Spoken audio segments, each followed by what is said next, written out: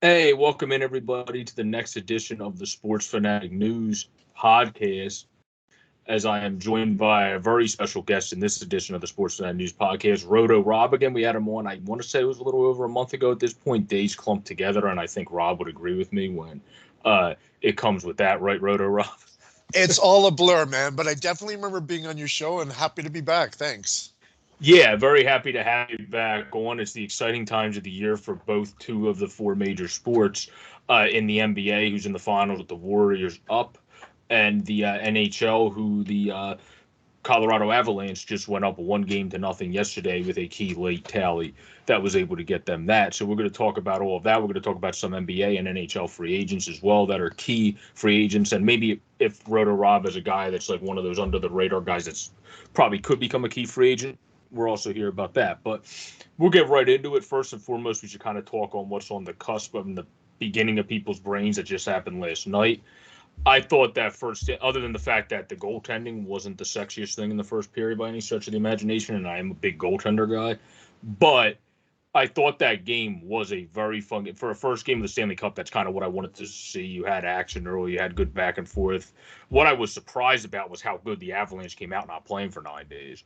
And then the Lightning played more recently, and they kind of came out flat.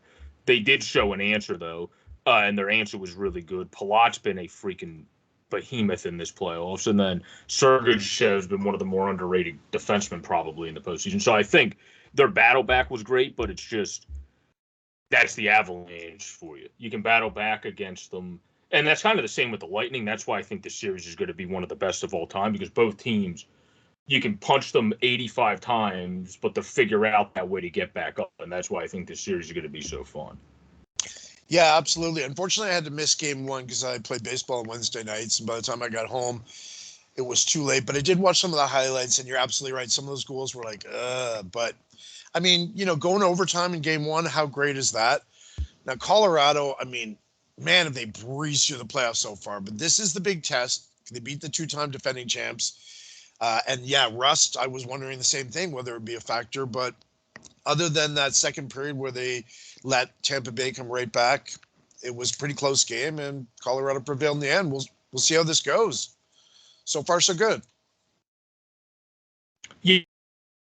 I mean, I think everything's moving in the right direction. That's for sure. But when it comes to the Stanley Cup Finals, the thing I like the most is I was concerned about Colorado if Darcy Kemper wasn't fully healthy. Now that he's fully healthy, that's going to really help him. Nothing against Pavel Francois. He's just a backup goaltender. There's not he filled in nicely, but he's not as. There's a reason why Darcy Kemper's a starting goaltender and why Pavel Francois is a backup. So that's all I'm saying. Oh, So the fact complete. that Darcy's back is huge. Of course. I mean, completely agree. Where would Tampa Bay be without the play of Vasilevsky in these playoffs? I mean, he took a bit of a step back this season after arguably enjoying a career year in 2021. Yet in these playoffs, he's been out of his mind good. Like, if Tampa Bay wins this, he has to be a top candidate for the Conn Smythe Trophy. And let's face it, if Vasilevsky went down, we're talking about Brian Elliott and that, and we all know. Well, I mean, you never know. He come up with some good games, but again, the same situation there, right? Like, no disrespect to the Moose, but where would Tampa Bay be without Vasilevsky is my point.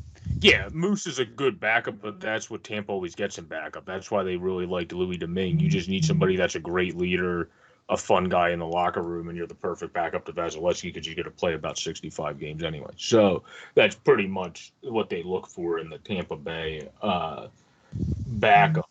But I mean, I think this series now is going to go seven. I thought Tampa would come out better. That's why I said Tampa in six was my prediction because I think they have the experience in the cup. Uh-huh. And the fact that they came back showed that they are kind of the team that can figure it out more than Colorado was just happy to Well, be able to punch back again. So, how many times in these playoffs has Tampa Bay lost game one? You know, I'm not concerned. They're used to losing the opener and coming back. oh, But I you just think we'll mentioned. go seven now just Oh because yeah. of that. I six was more if what I thought was going to happen if Colorado came out a little bit flatter, which was the opposite of what they did because they didn't play in like 9 days. Where I thought Yeah. Tampa would be the team that came stronger, where Tampa had to battle back, and Colorado came out in bunches. So that kind of surprised me. That was the part that surprised me. Yeah, you know what's interesting about this, and it dovetails nicely into NBA talk as well. It's the experience versus the youth, the inexperience. I mean, Avalanche haven't won a cup since 2001. They're a very young team. Tampa Bay, third straight appearance in the finals. We're Golden State with a ridiculous amount of finals experience and rings, and Boston without a single player having played in the finals. I mean, I know that doesn't necessarily mean anything in the grand scheme of things, but it's fascinating to watch, how that will play out from an intangible perspective when the pressure's really on. Yeah, no, that is true, and I think that's why with Colorado, I did like what I saw out of them. But you still have, especially with Brayden Point coming back, he didn't look great in Game 1, but it's Game 1 after he hasn't played in a multitude of days. So I think he's going to continue to get better. So that's going to be the key player for me because Kadri coming back is also key for Colorado. But if he does able to come back, Kadri, that would be key. But Point, I think, is the main thing that is why I also picked him because they have everything going in their health way. Gerard and Kadri are out for Colorado, but Colorado did impress me more than I thought they would after the long layoff with how good a team Tampa Bay is. These are just two juggernauts going Oh yeah. up against each other pretty much, which that also segues into our next thing, which is the NBA Finals, where I would say that's also two juggernauts, similar to the Tampa and Colorado too, where Boston, very good juggernaut team, but doesn't have the experience in the championship. And who does? The Golden State Warriors, who have Klay Thompson, Draymond Green around the room, and Steph Curry, of course. And then they added Jordan Poole into that locker room that really helps them out, and among others, obviously. But those, I would say, are the three musketeers, so to speak. To me, it's the difference maker's been Andrew Wiggins. He has been a huge key so far and really using this opportunity as a coming out party. And you know what? I didn't realize how good he was defensively until this series. Maybe I didn't get a chance to see him a lot because he always played for crappy teams. And now, of course, he's getting the national exposure. And it's, wow. He really is not shying away from the spotlight here. No, and I think Wiggins always got, I know from people I talked to,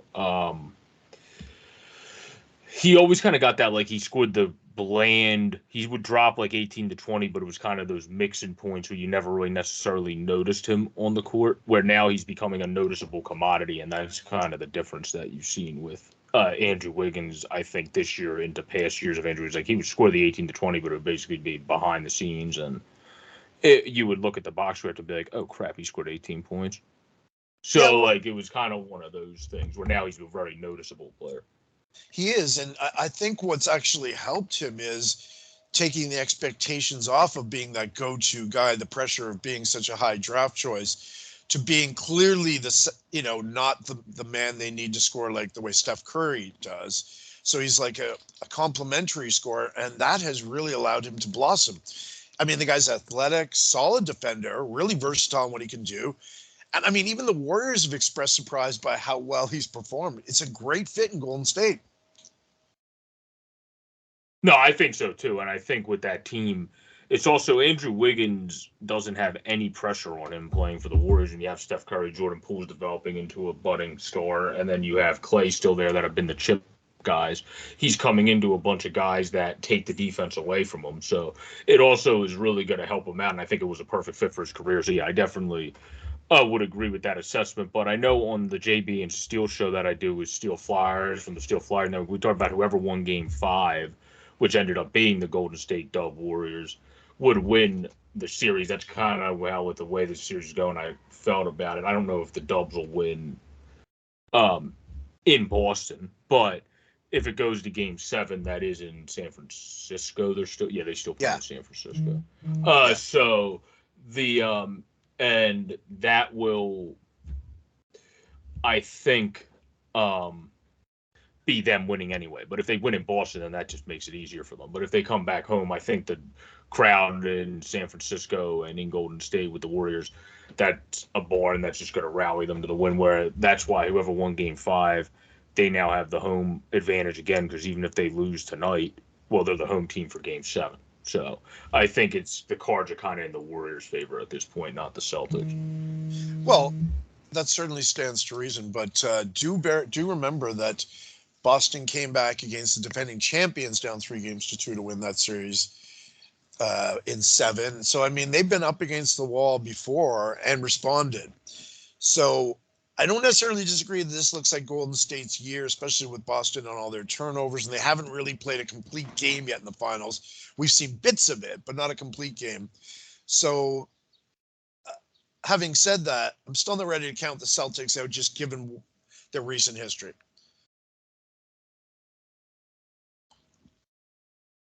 I wasn't saying I'm counting them out. I was more saying the probability is in the favor, I think, of the Golden State Warriors at this point, where the Celtics still have a good chance. But if I had to spin it, I would say it's 70-30 with the Celtics. So I'd give them a 30% chance with the Dubs because they have the winning experience. And now we're up 3-2, have the 70% chance. That's kind of what, I don't think they have Let me zero. ask you this then. If Boston wins tonight, what do you change those odds to for Game 7?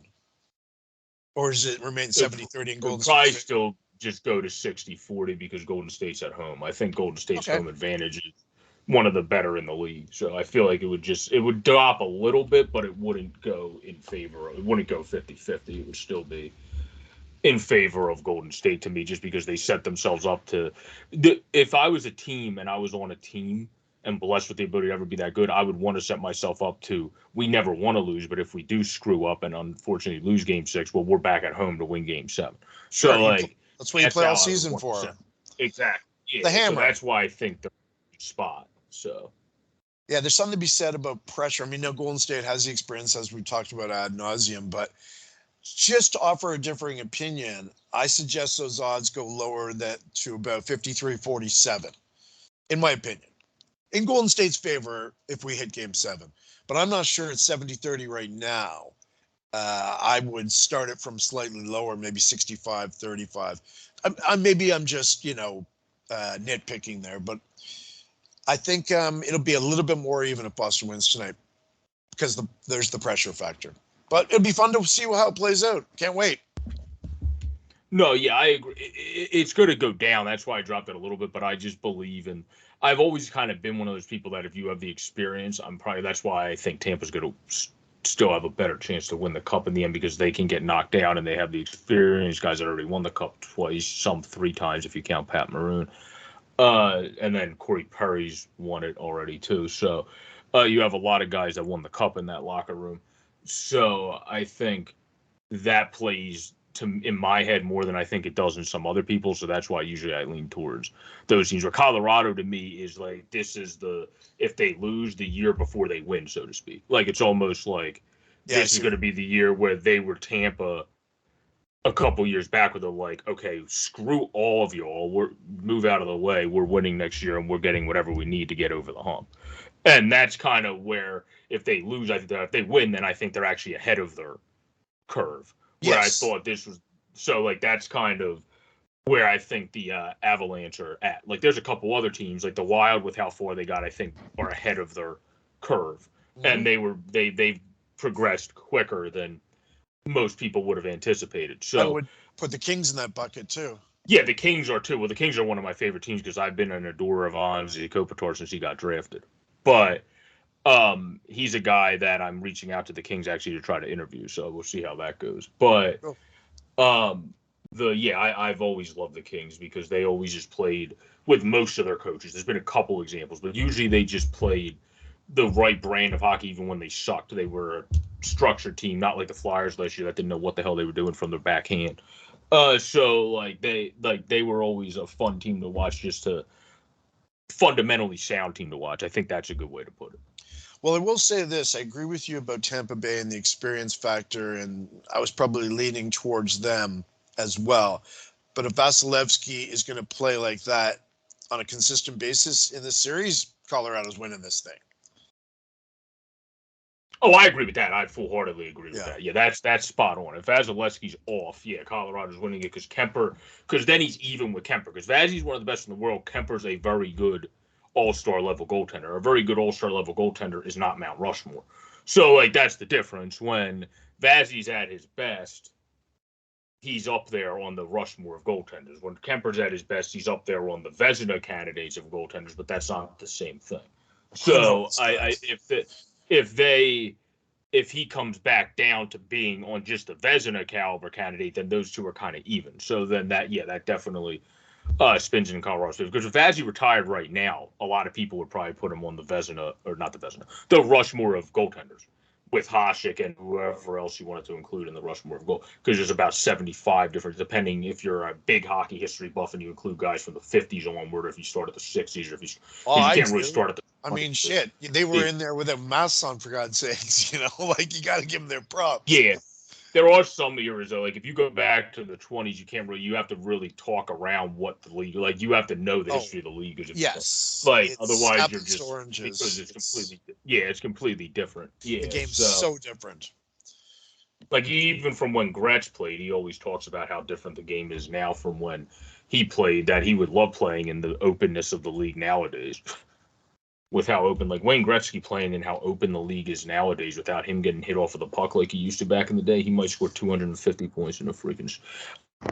Yes. You mean like in the era where players are protected? Because, I mean, it was definitely more open when he was in the NHL in terms of goal scoring. But Colorado plays goal scoring without you because of pads. I meant open ice. Like, absolutely. The NHL has created a lot more space on the ice with the rule changes. That has led to more goals. With the padding for goaltenders was naturally going to get better over time because of player safety. When it comes to ice creation of opening the ice, the NHL has made that like a goal every year to create more open ice for offense. Oh, yeah. And now that with ESPN and Turner, that's going to become an even bigger goal because those are the mega platform networks. Turner might not care, but ESPN definitely is going to be pushing more for offense. I think Turner is more in the book of, they have a lot of those like heart and soul hockey guys. ESPN has Chelios and Messier and a couple heart and soul hockey guys like Weeksy. And then they have mixed in the people that also cover hockey. Yeah, so that's why pretty much every rule change in the last 10 years, virtually every major rule change has been designed to open the game up and create more offense. That's been an ongoing quest in the NHL. So we'll see how that plays out. Yeah, I agree. And then we'll go into now a couple guys that are fun to look at in the free agent market. I think one, and this goes to show people can never accuse me of being biased with how much I compliment my rivals' teams' players, especially the one time I had a whole podcast that I know exactly who you're going to talk about now. I talked about Sidney Crosby for 45 minutes straight and how great he is. Yeah. So if people ever accuse me of being biased, I'll just send them that podcast. But anyway, what I was going to say, one, I'm going to start with Letang because I'm a big defense guy. So before we go to Afghani, Chris Letang, if he doesn't stay with the Penguins, every other team in the NHL, it doesn't matter that Chris Letang is 35. 30. Like he actually stayed his healthiest in years last year, so that helps him even more. He still is probably going to get a $7 million contract even at 35 because that's how good Chris Letang still has played. Where I could see him going to multitude of teams. Like if Edmonton gets rid of Tyson Barrie, I could easily see Edmonton being a team that tries to roll the bank for Chris Letang because he's 50 times better than Tyson Barrie because he's actually good at defense.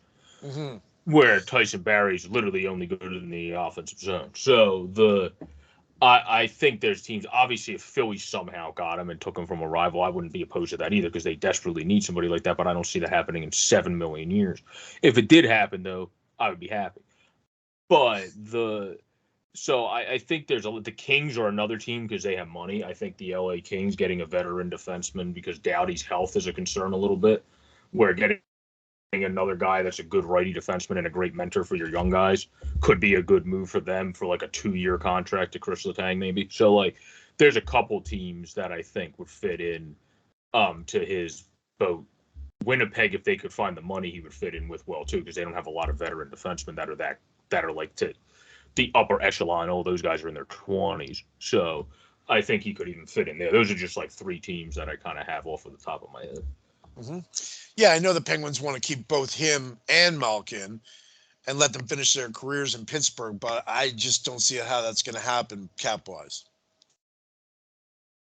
No, I don't see it. I could see them keeping one. I don't see how it would happen with both, and it's going to be interesting to see which one they end up prioritizing at that point, where Malkin, he he has a plethora of teams because I could easily see Stevie Y if he thinks Detroit is ready to actually be in the playoffs with the next year going, okay, well, we've really started proving it this year. I fired Jeff Blashill for a reason. I'm bringing in a new head coach. Let me go get Evgeny Malkin. I have the money to do it. Now we have a very good center core with Lark and Malkin and, well, not Rasmussen. What's that other guy's name? But either way, they have a really good 3 deep center core. And they're able to kind of roll with that and run with that. And that would be better for the Red Wings than what they have now. So I think the Malkin's market is like from teams like that all the way up to teams like the Kings, all the way to teams probably like Boston. So like his market is very vast because anybody kind of would want interest in him, especially if Bergeron retires. Yeah, Like he's not the same player as Patrice Bergeron by any stretch of the imagination, but like they need a center that is a top player in the league, and if Evgeny Malkin, when healthy, is still a points per game player. So absolutely. He's still an elite talent. Yeah, he's going to be 36 next month. He missed half the season, yet he's still got 20 goals and averaged over a point a game. I mean, maybe I feel like he got a bit lucky based on his high shooting percentage, so I'm expecting a little regression next year. And that -10 is a little concerning for a player with his defensive reputation. But, I mean, he's definitely still an elite talent. He wants to play another 3 to 4 years, so that'll be interesting because I'm not sure anyone wants to give a 36-year-old that big a contract. So it will be interesting to see. You mentioned Boston, Bergeron retiring. I think if Bergeron retires, that could really change Boston's course. I think they might go into full rebuild mode and look to trade Pasternak and really like blow it up. But if he resigns, they're back all in going for the cup. I think that's going to be the swing factor for Boston this summer. yeah, it will depend on Boston. If you really think about it, when Boston went into their dark days of like the earlier 2000s before they came back up with the Bergerons and Marchand, they never really went into a full rebuild. They kind of just sucked.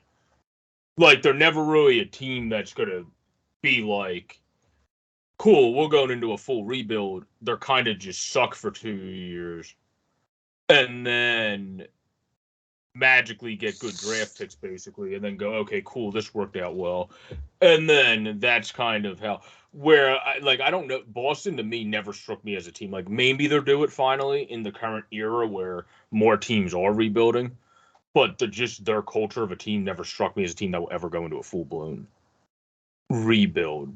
But it will be interesting to see. That's definitely something that will be interesting to follow. They just kind of like us, the Flyers. They don't strike me as a team that's ever going to commit to a full-term rebuild. Like in the 07 season when the Flyers are bad, they try to turn around quickly like they're doing this year. It worked back then, but back then everything was also run differently. So it's going to be interesting to see how it works now. So I think that's kind of the big thing, sometimes the disconnect I would have. But on the other side of Evgeny Malkin, I think the -10 for him is mostly his injury was lower body, and I think he's not the best defensive player, like you said. On top of that, if you have your legs on as quick, you're going to focus on being good at the thing you're the best at and falter a little bit extra probably on the thing you're not the best at because your legs aren't under you. So I think that played into that a lot, but we'll have to see going forward. I would still like Evgeny Malkin. Another old guy. There's a lot of good old guys in this free agency. I'm not gonna. Yeah. PK Subban's honestly another guy. If you give him a 1-year deal, I would easily take a chance on PK Subban because he probably is in 1-year deal territory at this point because he's kind of lost in this abyss and has to recover his career. But if you give him a 1-year deal, he's going to play for the contract, so that might work out the best for both parties. Yeah, PK Subban is an interesting case. I mean, yeah, he won the King Clancy Memorial Trophy for his work off the ice. So you're getting like a good corporate citizen there, and that's great. Or a good social citizen, I should say, fantastic.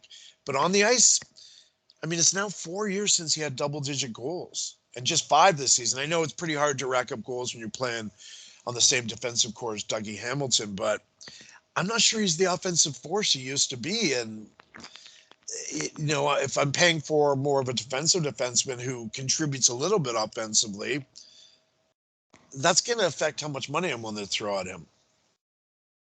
Oh yeah. I don't think he's getting paid. Like he's going to get paid at most, I would say 4. Like his recent cap hit was 9.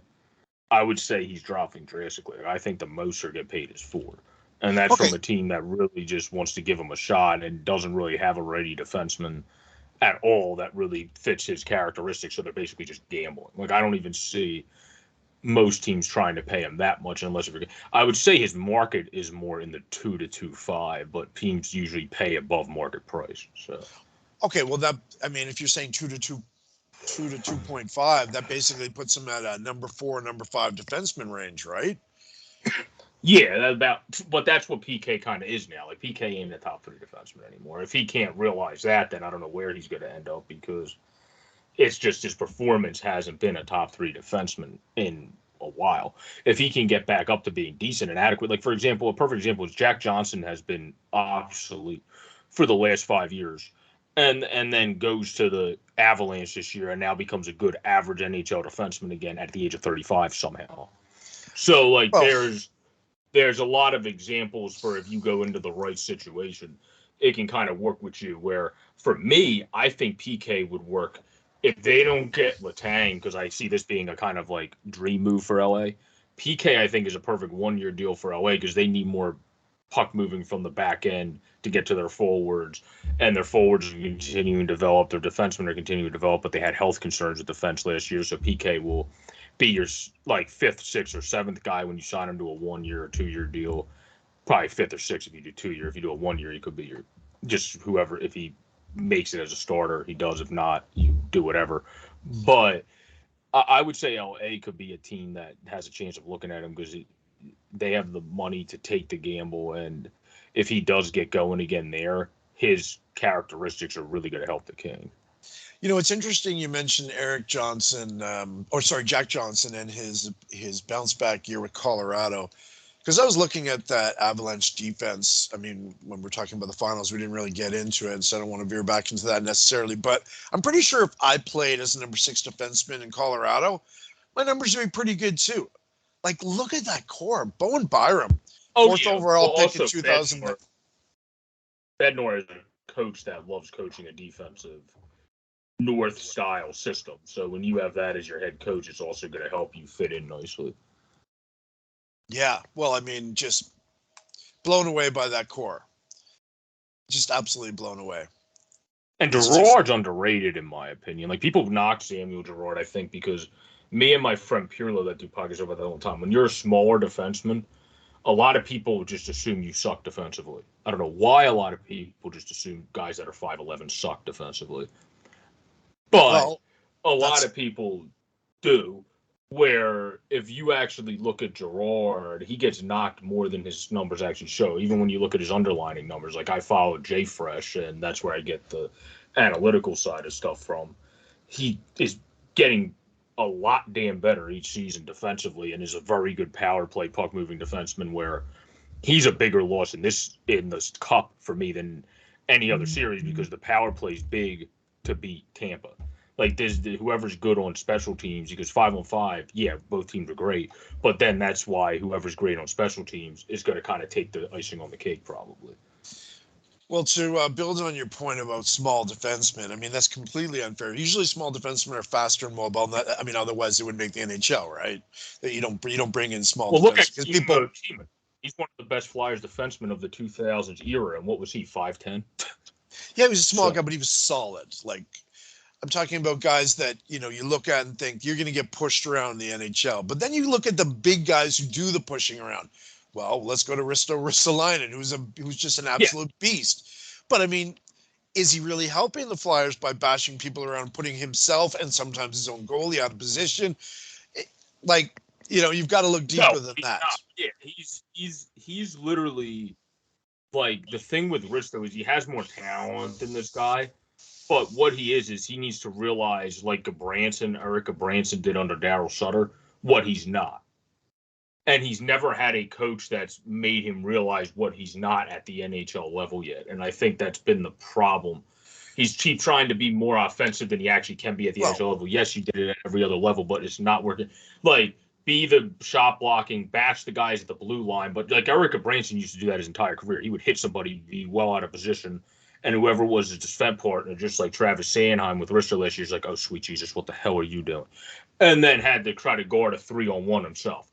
So, I don't That's want to the issue. necessarily defend Ruotsalainen, but in fairness to him, he was thrown into a horrible situation in Buffalo at a very, very young age, fresh out of junior, basically, fresh out of the draft, into a savior type situation, which he was ill-equipped to deal with, and expected to carry this team as a two-way defenseman, which is totally unfair.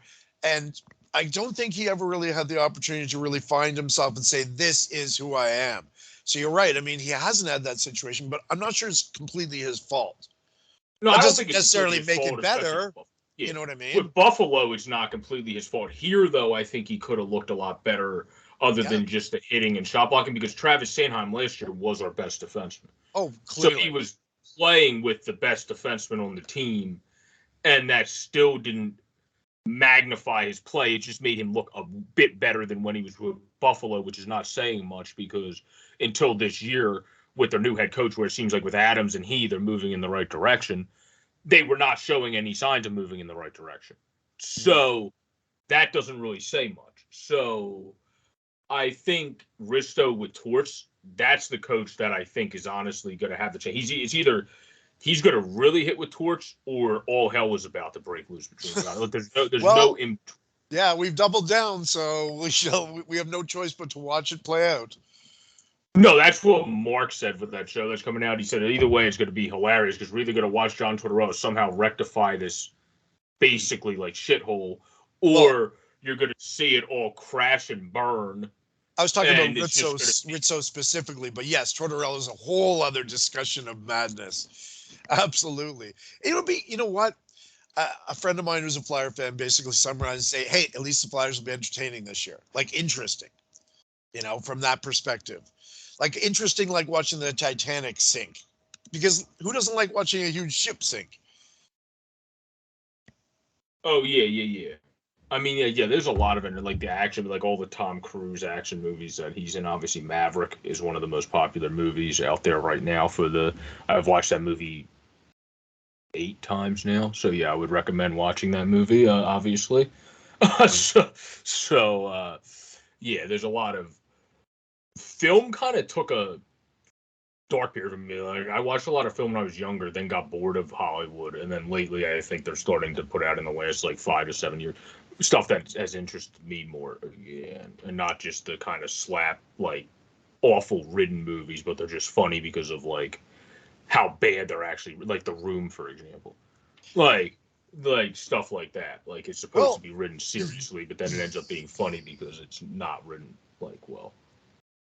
I'd be happy to get into some film talk with you on another podcast, absolutely. But my point about the Flyers was, I think that if nothing else, they're going to appeal to the part of your brain that likes to watch car accidents.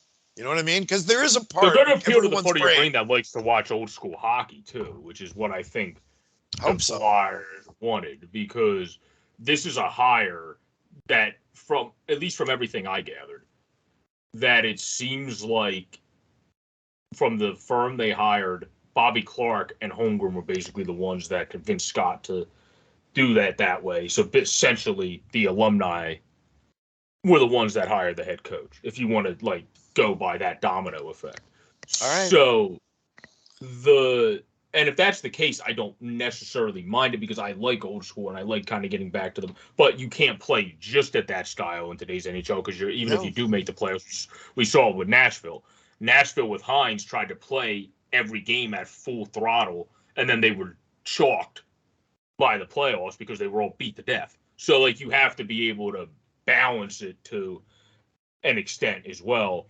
And I think that's the thing that's going to be interesting to watch with this Flyers team, because they're going to go from not being an aggressive team at all to being uber aggressive, where sometimes when you do that, you also become uber stupid in terms of fighting penalties at times, that you have to be able to balance that out. So that's the thing that's going to be. I mean, unless our penalty kill somehow does a complete 180, that only spells trouble to me. If old school means going back to Flyer roots and winning, I'm all in. But if old school means playing on the edge to the point where we become the most penalized team in the league again, and we're entertained to watch because we beat the crap out of teams, even though we're losing, and on the penalty a huge chunk of time. Okay, well, that doesn't seem like progress to me. That only gets you so far. That's just more interesting to watch. It's not progress. Yeah, Yeah. I would say that's a good way to spin that. But when it comes to the Flyers, a guy that I actually would not mind having on our team as a veteran that I don't think would be too hard to acquire if he's not able to re-sign. This is also if he's not able to re-sign with Tampa Bay. But Andre Palat would be perfect in John Tortorella's system. Oh, yeah. Well, I'd love to have a guy like that. Like his defense combined with what he can also produce at least 50 points offensively for you, he's Torch style player to a T. So he kind of reminds you a bit of a wing version of JT Miller. So I think he's another guy that I think obviously I don't see the Flyers getting JT Miller, but was a Torch style player to a T. So like both of those guys, I think there's a lot of guys, honestly, the Flyers could do wonders with getting, because there's a few guys that kind of strike you as like Torch style players. Like, for example, Vegas ain't going to be able to pay Riley Smith. Riley Smith is great defensively. Oh, yeah. So John Tortorella is probably really going to like Riley Smith. I could easily see us going after Riley Smith now that we have John Tortorella. So, like, I think now that we have our coach, it's easier for people like me that try to do videos on where I think the Flyers are going to go in the free agency because you had no idea where the hell they were going a week ago. Once this becomes official, you're more like, okay, now we kind of know the style of people you're probably going to branch out and get. Like, if they could pay Trocheck's probably the perfect 2C for John Tortorella, but they probably might just try to trade for Sean Monahan or something because he's cheaper and Trocheck's probably going to get paid like 8.5. So it's going to be like, that's how the Flyers are going to have to figure out how to work the business side of things too. Ryan Strome could be a cheaper option than Trocheck if you want to go that route. Well, that's what I was going to say, Joe. I mean, a lot of those names you mentioned make me salivate as a Flyer fan, but we can window shop all we want, but where's the money coming from? Well, Stromer, I would say, is 5. I would say Ryan Strome is like a 5.5 guy. So, like, I feel like the Flyers, if they trade like TK, if those rumors end up becoming true, and you get assets for TK or picks, and you do whatever you can get to get rid of JVR, you're going to have enough to play Strome. The Trochecks of the world, the Goudreaus of the world, the Forsbergs of the world, those are the guys that I more question if we're going to be able to find a way to do that. But like guys like Ryan Strome, I feel like is honestly a perfect guy for them to get because he's only 28, I think. And he seems to get better with age. So he seems to be a guy that would be good to grab at this time of his career, too, because a lot of the other centers, other than Vincent Trocheck, is going to get paid way more than him at the same age or older. So, yeah, and I guess that makes sense. I guess that's the thing there. There is a caveat there that we have to trade Konechny just to clear up space in that instance.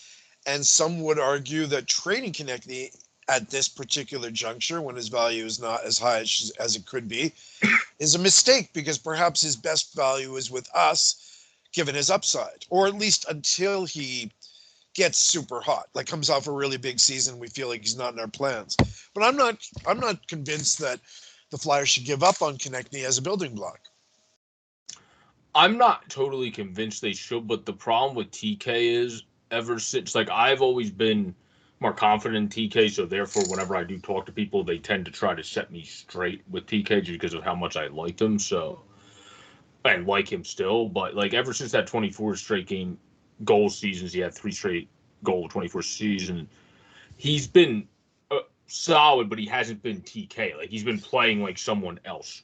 If that makes sense. Like it totally he's does. Supposed to be a guy that shoots the puck more, and now he's turning into like a mini version of Goudreau basically, and trying to be pass first and also score. And you're like, well, we don't need that. We have a bunch of guys that are already pass first. We kind of, he's shooting. He averaged more shots a game than in any time in his career. The problem is where he's shooting from. And he admitted that late in the season, he finally started actually paying attention to analytics that were brought to him and realized, I'm just not shooting from the places where I'm most prone to score from. And he's learned from it. Look at how he ended the season. He was much better down the stretch. Like the last, say, 25 to 30 games, he was averaging, well, certainly leading us in terms of close to a point a game.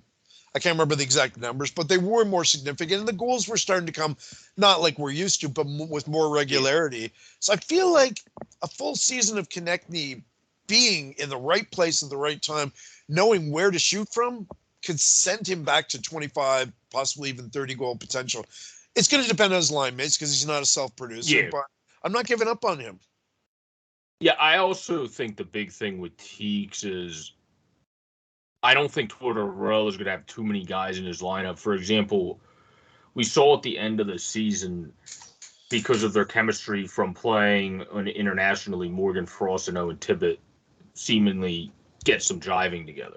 So if Frost makes the team, Tippett's a guy that I think will learn defense more over time. Frost, that remains to be seen.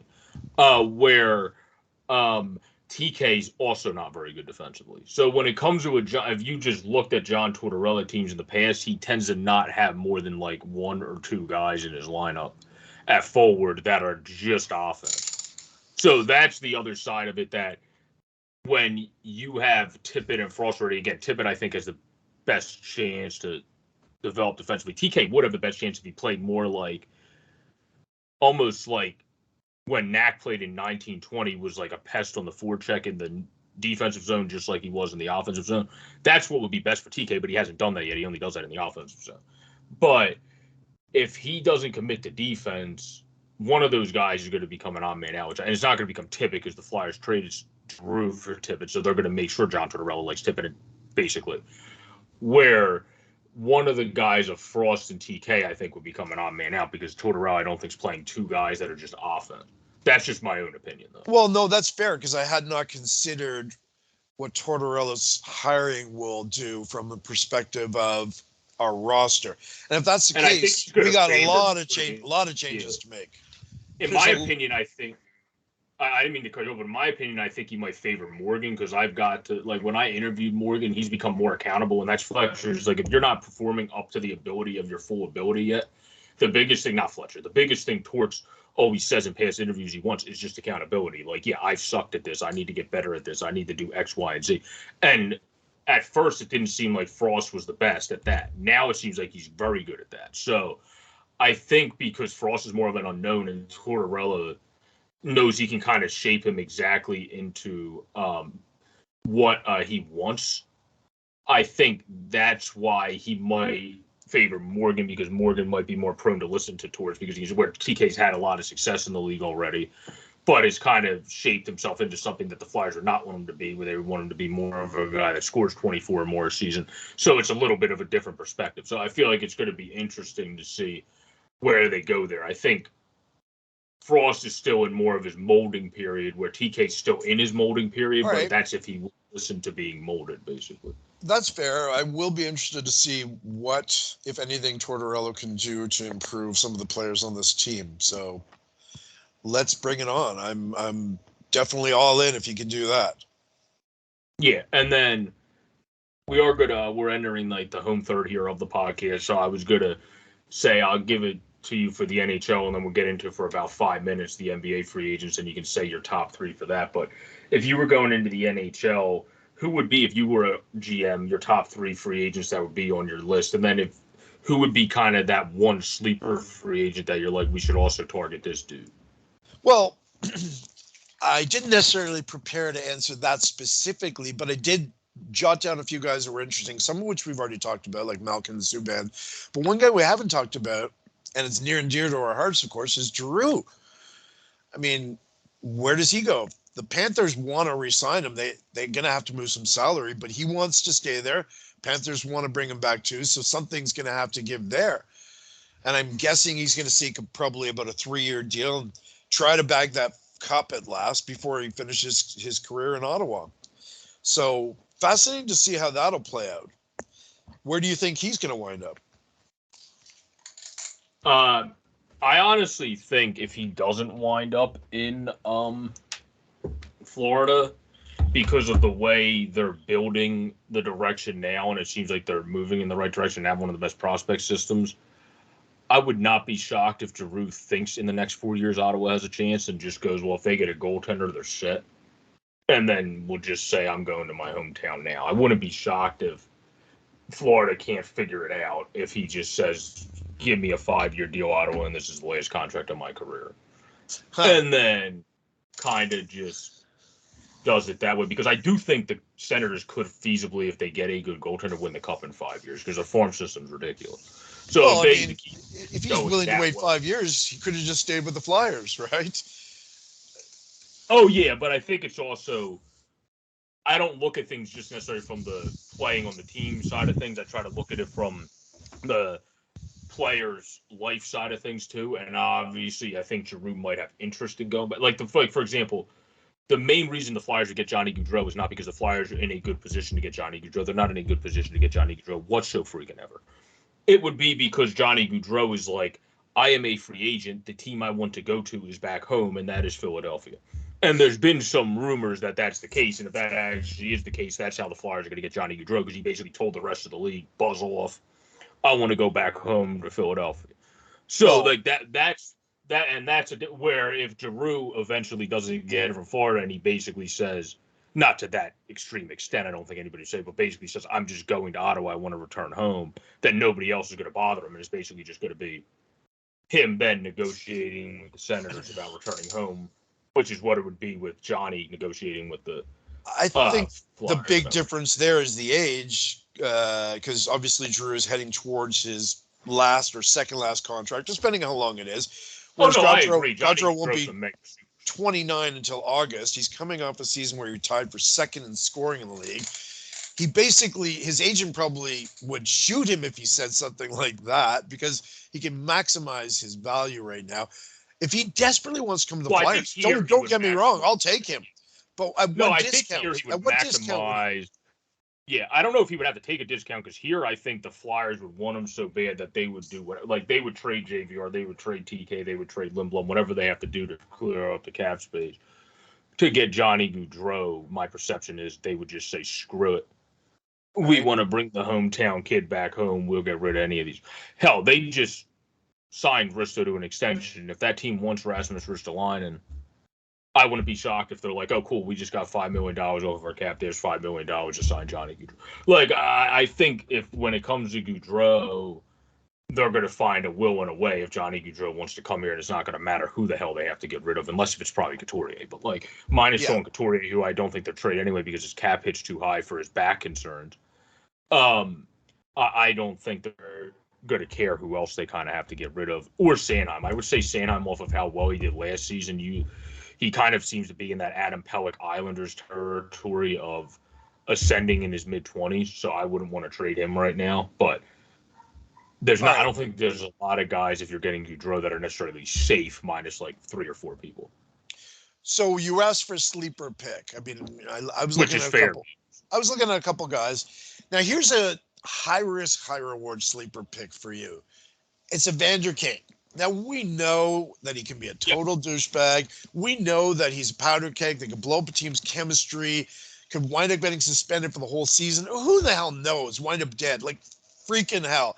Like, it's a massive risk. But look at what he did in the playoffs for the Oilers, the difference maker that he was. I mean, man, when he is in the right situation, man, this guy can score or be a player. So, high risk, high reward, but major sleeper. He could be a major difference maker for a team one way or the other. If you got balls and you're willing to sign him, and it can work out amazing. I also think Edmonton, with how well he worked with McDavid and Dre, would be stupid to not try to keep him around from a hockey standpoint in general either. I think when it comes to me, my wild card guy, because I've always kind of thought he was a player that gets bashed by the media, and I usually try to think that gets overblown a lot, and I think it did with this guy. Domi, for me, is a guy that's a wild card, and I also think Max Domi might have a decent chance of coming here, because Max Domi is a kind of a hard-nosed, sometimes honestly borderline of a prick on the ice in a good way. So that kind of fits in with what John Tortorella likes in a hockey player. So I would not be surprised if our 2C next year is Max Domi, and then we're paying our 3C $7 million in Kevin Hayes, which is going to look beautiful on our cap sheet. But I think Torch is going to get somebody that he knows can be better. Domi played his best defensive season last year also. I think he wants somebody like that, where Hayes, I I think the problem with Hayes with Torts is going to be his skating speed at this point. Like after his injuries, unless if he's able to get back up to the strides he had 2 years ago, I don't think Torts is going to play him a lot like people would expect, just because he's not going to be able to do what Torts wants him to do.